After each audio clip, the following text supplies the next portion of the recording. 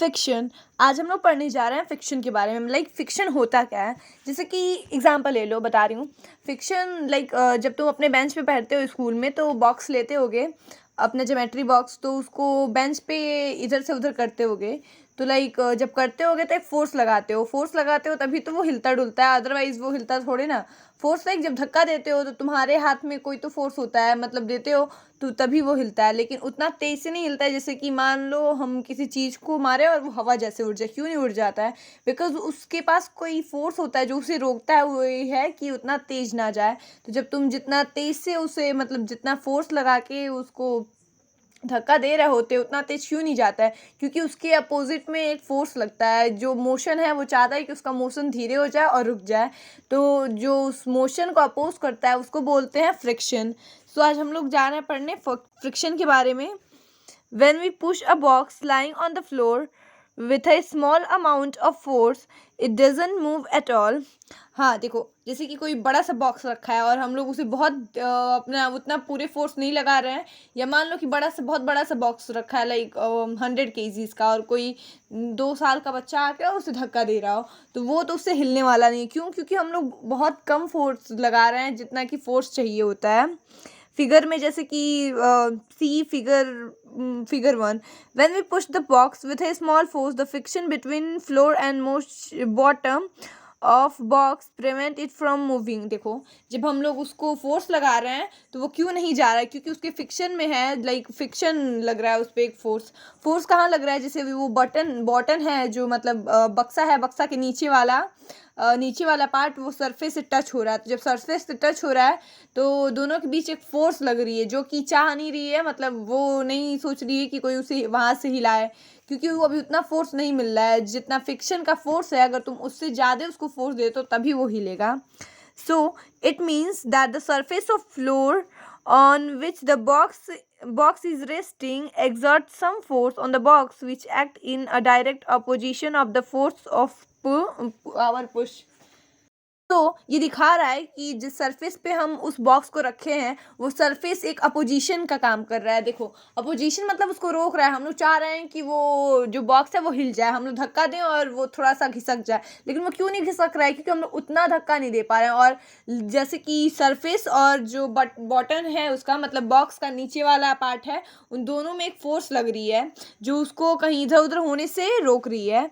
So, in other words, some force is acting on the bottom of the stationary box which oppose its motion, due to which the box doesn't move. हाँ देखो, इसका मतलब है कि box के पास जो box का button है वहाँ पे कोई एक ऐसी फोर्स है जो इसे इधर उधर जाने से रोक रही है। हम लोग कितना भी मतलब अपना फोर्स भी लगाएं फिर भी नहीं जा रही है। So this natural force between the floor and the bottom of the box which oppose the motion of box on the floor is friction. देखो, फिगर 1 में हम लोग देखते हैं, ये इसी को फ्रिक्शन कह रहे हैं। जैसे ये दोनों बच्चे मिलके इसको पुश कर रहे हैं इधर, लेकिन ये पुश क्यों नहीं हो रहा है? क्योंकि वो इतना फोर्स नहीं लगा है जितना फिक्शन है। फिक्शन का फोर्स ज़्यादा है, तो फिक्शन का फोर्स यहाँ पे ज़्यादा है, तो फिक्शन का फोर्स ज़्यादा लग रहा है, लेकिन ये कितना भी पुश कर ले रहे हैं हो ही नहीं रहा है। तो जब ये पुश कब होगा? जब फिक्शन जो लग रहा है, जो सरफेस और ये बटन की टच की वजह से एक फोर्स आ चुकी है, वहाँ पे प्रोड्यूस हो चुका है, उसीलिए वो इधर उधर नहीं हो रहा है, उसी को फिक्शन बोलते हैं। तो उस जब फिक्शन उस बॉक्स को जब हमें हिलाना है तो इसका मतलब है कि हमें उस फिक्शन वाला जो फोर्स है, मान लो 10 अमाउंट का लग रहा है, तो तुम्हें 11 अमाउंट दोगे या 10 अमाउंट दोगे। 10 अमाउंट दोगे तो थोड़ा हिलेगा, और 11 अमाउंट दोगे तो यहाँ से पुश हो जाएगा, वहाँ से अपनी जगह से खिसक जाएगा। So let us take another example. A ball moving on the ground, slow down gradually and stop after covering some distance. देखो, जैसे हम लोग बॉल फेंकते हैं तो जब जैसे क्रिकेट खेलते होगे, या जब हम लोग टीवी में ही देखते हैं जब क्रिकेट होता है, तो जब पहली बार जब वो बॉलर बॉल फेंकता है तो पहली बार तो बहुत स्पीड से जाता है, बट मतलब जब तक ग्राउंड को ना टच किया हो, बट ग्राउंड को जस्ट टच कर लेना तो उसके बाद से धीरे होने लगता है। क्यों स्लो होने लगता है? उसके रीजंस भी हैं। स्लो बिकॉज जब वो कांटेक्ट करता है अर्थ से, मतलब सरफेस से, तो कांटेक्ट करेगा तो वहाँ पे एक फोर्स लगती है। पहले तुम तो जानते हो, जैसे कि जो भी अर्थ पे है ना, हम लोग क्यों खड़े हैं अर्थ पे, क्योंकि वहाँ पे ग्रेविटी वाली फोर्स है, तो ग्रेविटी वाली फोर्स है तो हम लोग खड़े हैं, सो ग्रेविटी की वजह से हम लोग रुके हैं।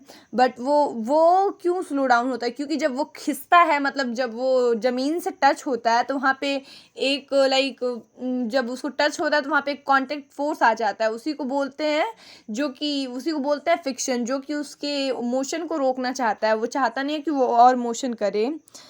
सो this mean a force is extended by the ground on the moving ball which oppose its motion and bringing it to stop. इसका मतलब है कि जो बॉल को रोक रहा है, जो फोर्स, जो मतलब जैसे ही वो सरफेस से टच हुआ वो थोड़ा स्लो डाउन हो गया, और ऐसे ही करते करते बॉल स्लो डाउन हो जाता है। अदरवाइज अगर कोई फोर्स ही नहीं लगता तब तो, जैसे कि अगर मान लो कि कोई फोर्स ही नहीं लगता तो वो अपने आप ही लाइक बस ऐसे ही जा रहा होता, कभी रुकता ही नहीं, वही स्पीड होती। बट कांटेक्ट जैसे ही होता है तो वहाँ एक फिक्शन लगती है, friction force, like friction force चाहता है कि उसका मोशन ज़्यादा ना हो। So this force which oppose the motion of the ball on the ground is also friction. So बताया था ना मैंने, जैसे किसी भी दो सरफेस पे जहाँ भी टच हो रहा है तो वहाँ पे फिक्शन एक प्रोड्यूस हो जा रहा है, फिक्शन नाम का फोर्स। लाइक जैसे ही वो बॉल टच हुआ तो बॉल चाहता था आगे जाए, लेकिन फिक्शन चाहता था कि नहीं इसको रोक ले, लेकिन फिक्शन रोक नहीं पाता है। मतलब फिक्शन का फोर्स इतने भी ज़्यादा नहीं होता है, वो डिपेंड करता है कि कितना फोर्स तुम लगाए हो। अगर ज़्यादा धीरे से, देखो कभी बॉल धीरे से जैसे धीरे से फेंकते हो तो जस्ट ही रुक जाता है, क्यों? क्योंकि फिक्शन फोर्स वहाँ पे स्ट्रांग हो जाता है। सो मतलब देखो दोनों जगह एग्जाम्पल हम लोग ने देखा। एक एग्जाम्पल देखा जो कि बॉक्स वाला था, वहाँ भी फिक्शन लग रही थी जब उसको खिसका रहे थे तो, और एक बॉल वाला देखा वहाँ भी फिक्शन लग रही थी। So we also define friction as follow. हम लोग फिक्शन को कैसे डिफाइन करते हैं, देखो एक और यहाँ पे एग्जाम्पल है। The force which always oppose the motion of one object over another object in contact with it is called the friction. देखो फिक्शन यहाँ बताया गया है कि फिक्शन एक ऐसी फोर्स है जो कि मोशन को ही अपोज करती है। मोशन लाइक तुम चल रहे हो तो तुम्हारा पैर देखना, पैर से जैसे घिसते हो तो वो कैसे वो घिस जा रहा है, क्योंकि वहाँ फिक्शन लग रहा है। नहीं तो हम लोग तो एकदम उड़ते या स्लीप करके बहुत तेज गिरते, बट जब स्लीप करते हैं तो एक जगह रुक जाते हैं, क्योंकि जब हम लोग खिसकते हैं, आई मीन जब गिरते हैं तो खिसकते हैं ना, तो वहाँ पे मोशन चाहता है कि हम बहुत आगे जाए, लेकिन वहीं पे फिक्शन अपोजिट हो जाता है। तो देखो ये फ़ायदा भी है, एक एडवांटेज भी है कि हम लोग वहाँ पे रुक जा रहे हैं। सो इसको मतलब देखो जब भी दो चीज़ कांटेक्ट में है तो वो कांटेक्ट में है तो अगर उस पे फोर्स लगाओगे लेकिन वो उतना तेज स्पीड से नहीं जा पाएगी, उतना मोशन नहीं हो पाएगा जितना होना चाहिए। क्यों नहीं हो पाएगी? क्योंकि वहाँ पे एक अपोजिट फोर्स लग रही है जो उसके अपोजिशन में है, उसी को बोलते हैं फ्रिक्शन। तो friction occurs between the two surfaces which are in contact with each other. For example, when we push a heavy box kept on floor, the force of friction occur between the surface of the floor and the bottom of the box. देखो जब भी एक बहुत heavy सा, वहीं जो ऊपर example दिया हैवी सा बॉक्स रखा हुआ है फ्लोर पे, तो जब तुम उसको मतलब खसकाना चाहोगे तो एक फ्रिक्शन की फोर्स लगेगी जो चाहेगी कि वो खसके नहीं। And in the case of ball rolling on ground, friction occurs between the surface of ground and the surface of ball. इन देखो जो और बॉल फेंकी थी तो हमें पता ही है कि ये दो ऑब्जेक्ट होना चाहिए, दो सरफेस मिलने चाहिए, जैसे कि ग्राउंड वाली सरफेस हो गई, एक बॉल वाली सरफेस हो गई, इसीलिए बॉल वहाँ स्लो डाउन हो चुकी थी। In fact frictions act on both the surface in contact with each other. Friction is a force which occurs when the two objects tend to slide over each other and when they are actually sliding moving over each other. देखो friction force कब काम करती है, friction ऐसे ही नहीं लग जाती है, फ्रिक्शन फोर्स सिर्फ वहीं काम करेगी, एक कंडीशन है।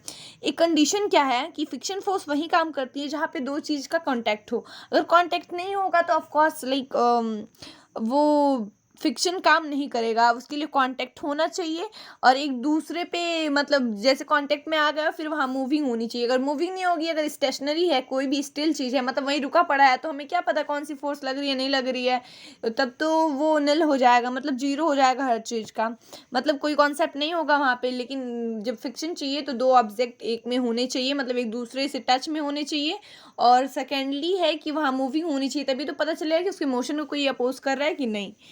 सो अब हम लोग पढ़ेंगे direction of force of fiction. So next video में आई विल टेल।